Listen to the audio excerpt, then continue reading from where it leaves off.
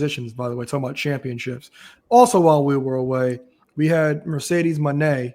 She got her 9th championship, also retaining her TBS championship while we were away as well. So we had one of the most underrated wrestlers, in my opinion, Lance Storm. He had some comments about Mercedes and winning another championship, and we're going to play those right now. That just thinks more belts, more belts, more belts. Everything's great. She's got 27 belts. But I think there's people like you and I who belts are supposed to be prestigious, and an AEW championship or a Ring of Honor championship has a degree of prestige. But if you've never heard of the promotion, never heard of the belt, never heard of the woman she defeated, then it just starts delving into comedy, or at least the lesser belts bring down the ones that are supposed to be important, because when you come out with 10 belts, if you think they're all equal, chances are the 2 or 3 important ones get brought down to the 6 or 7 less important ones rather than the other way around. There is a younger demo of fans. So you being the belt mark, and we've hit on this a few times over the last few months. What are your thoughts on her winning her 9th belt? And also on Dynamite, she also did mention that she's trying to break Ultimo Dragon's record of 10. But however, she technically has, because 8 of Ultimo Dragon belts were a unification. So technically in that iconic picture, he was only a champion of 3 things. But the J Championship was 8 of those belts because they were all unified. But give me your thoughts on. There's also the argument that, like, she's the only person, which I love that she's doing. We're talking about the Owen Hart Championship, which is a belt that's not defended.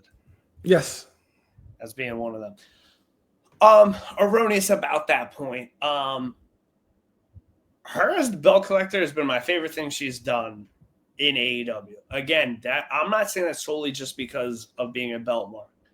I haven't heard that Lance clip, and I do understand and agree with a lot of his points, because I've kind of always been confused how all this is going to play out to a certain extent. Like, she didn't beat Toni Storm, and I kind of knew she won it when it wasn't title for title. When it was just Tony's world title on the line, okay, cool. Tony can retain, and she'll sell the TBS title. So I always kind of thought, like, how are they going to do this? Is she going to start losing these smaller belts and then eventually lose everything and go all the way up and then lose the TBS title? Is she going to lose the TBS title and then forfeit everything else, vacate them? Like, I don't know. If she's going for a 10th and then 11th belt, obviously the Owen Hart doesn't need to be dropped. That's something that's not going to be defended. But I'm just kind of I'm really confused. Like, she's eventually going to have to drop this TBS title, and when she does, is she going to go to New Japan, lose? Is she going to go to Mexico, lose? Is she going to go fly around to all these smaller promotions and then lose? That's something that is confusing. But as somebody invested in kind of championships and the lineage of them, it has me more always interested to see what she's going to do.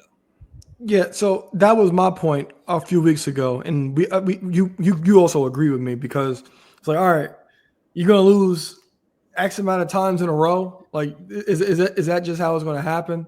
It can't happen that way. That looks crazy, or whatever. Now, when it comes to these belts, Lance, I agree with him 100%, because it's one thing if you have the New Japan belts, because like they have interactions with New Japan or whatever, they have Forbidden Door or whatever, but all the other championships, we're not seeing none of those wrestlers appear on AEW TV to make those titles feel important, because it's just like, okay, we see Mercedes is traveling, she wins another belt over the weekend or whatever, and we see her come out with it next week on Dynamite. It's like, okay, well, you got another belt, but as Lance Storm said, that 27 belts, it's like, all right, we don't know about these promotions. We don't see anybody from these promotions. So how is anybody a threat, and why do these belts matter? And as you always know, double champions, they never work.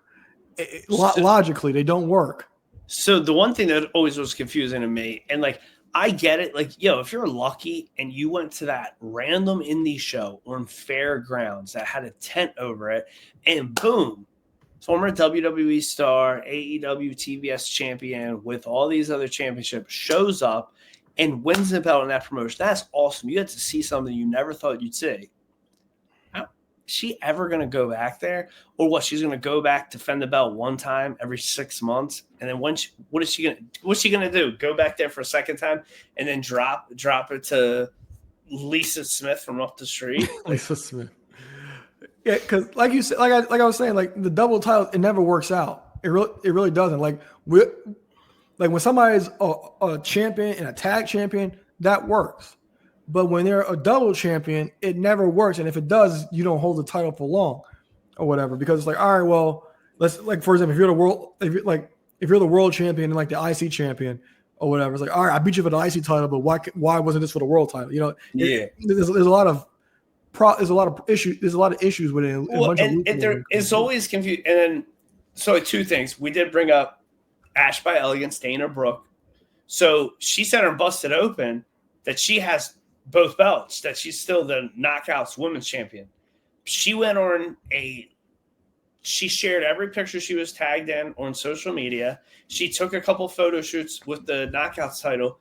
But I'm like, if you're a double champ, you just beat a double champ. But why wouldn't you be posting pictures with both belts? And then to me, it's always where it's like cool when these promotions intertwine.